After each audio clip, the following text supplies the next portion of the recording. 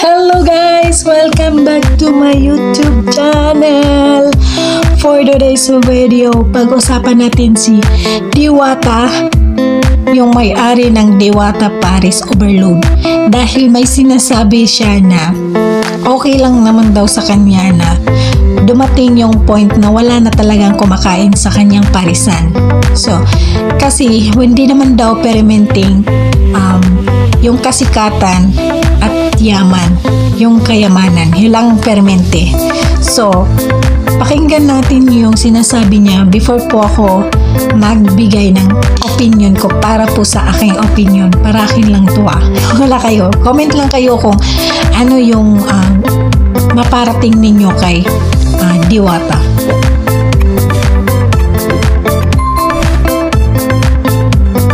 Paulit-ulit ko itong sinasabi, pag dumating sa point na wala nang kumain sa parisan ko, it's okay. Maghanap ulit ng panibagong racket. Ganun talaga eh. Wala naman permanente sa mundo. Walang kasikatan na permanente. Walang kayamanan na permanente. So lahat po may hangganan. So good luck po sa atin. At syempre ako naman bilang isang may-ari ng Diwata Paris, ginagawa ko naman lahat para magtagumpay at ma-improve. Pero pag dumating sa point hanggang doon na. O diba yung sabi niya ay okay lang daw sa kanya na dumating yung point na wala nang kumakain sa kanyang Paris. So para sa akin, sayang yung pagkakataon na sumikat ka. Sayang yung pagkakataon na binigyan ka ng chance na sumikat ka. Pero sinayang mo yun dahil lang sa pinakita mong attitude na hindi pantay. Kasi yung sa sinabi mong na hindi permanente yung kasikatan, hindi permanente yung kayamanan. Okay yun, totoo naman yun. Pero pwedeng tatagal yun kung iniingatan mo. Pwedeng tatagal yun ng ilang years hanggang tatanda ka pag yun ay iingatan mo yung kasikatan mo at yung yaman mo. Kasi hindi kayo maman kung wala yung ibang tao. Paano ka ba sumikat kung wala yung maliliit na mga content creator? Paano ka sumikat kung wala yung kumakain doon sa parisan mo? Paano ka sumikat at paano kayo maman kung wala yung mga tao? Kaya sana pantay-pantay yung pinakita mong attitude doon sa mga taong pumunta sa'yo. Hindi yung nagpapapicture sa'yo na hindi ka nakatingin sa camera. Yung parang inaayawan mo sila. Pero kasi dami kasing bashers na nangyayari sa'yo dahil yung mga bashers mo na nagbumibilog na daw yung ulo mo dahil nakikita nila sa'yo yung sila ni Rose Martin, sila ni Alex Gonzaga, pinakitaan mo sila ng magagandang pakitungo dahil may binigay sa'yo. Pero yung walang binigay sa'yo, hindi mo pinakitaan ng magandang pakitungo.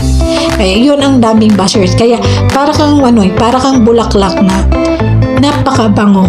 Tapos maraming bubuyog na nakasipsip sa'yo tapos biglang lumipad tapos naiwan kang lalana.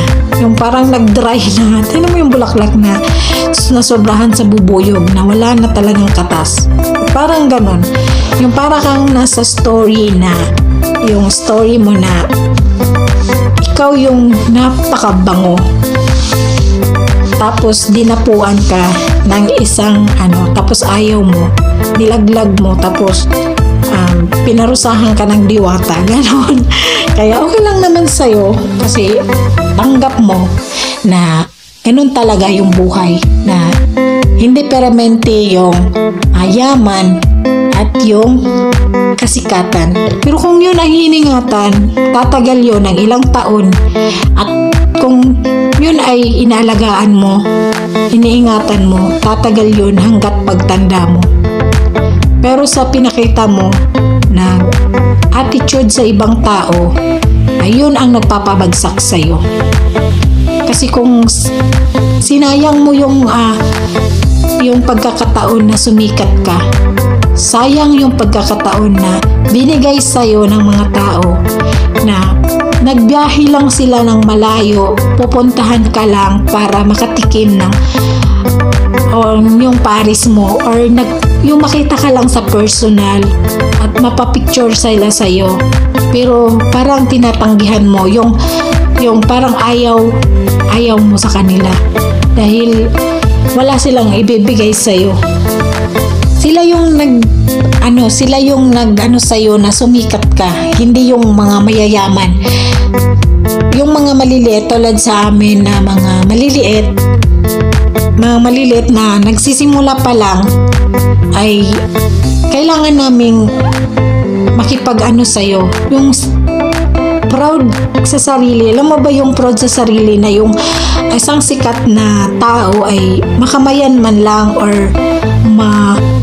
makapagpa-picture man lang sa sikat na iniidolo mo, tapos yun tinatanggihan mo, di ba? Sayang yung oras nila sa paglalakbay, na ilang oras yung binyahe nila para lang makamayan ka, makapagpa-picture sila sa'yo. Pero yun ang ginawa mo, kaya ang dami ng basher, kaya bigla kang bumagsak. Bigla kang para kang yung binuhat na iniingatan pero bigla kang binitawan. 'Di ba? Alam mo yung humahawa ka ng bagay na napaka-ingat-ingatan tapos biglang nabagsak. Yung parang ganon, yung mo yung points na ganon. Kaya kung sikat tayo, wag nating sasayangin. Wag nating sasayangin yung pagkakataon na dahil lang sa attitude na pinakita mo ay biglang nawala sa'yo.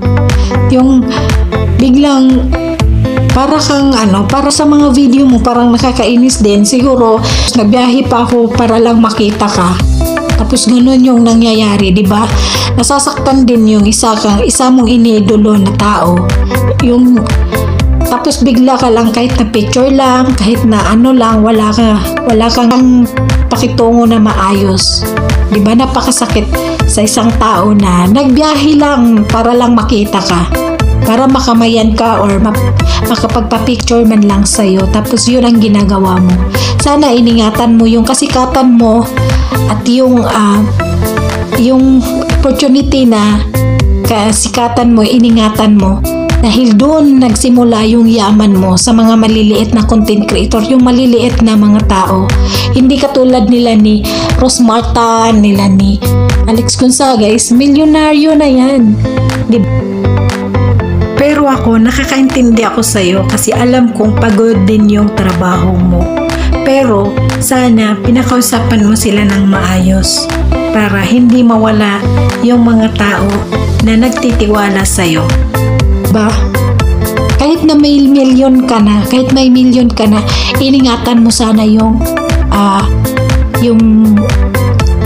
kasikatan mo at yung kayamanan mo, dahil hindi yan dumating sa'yo kung walang maliliit na tao.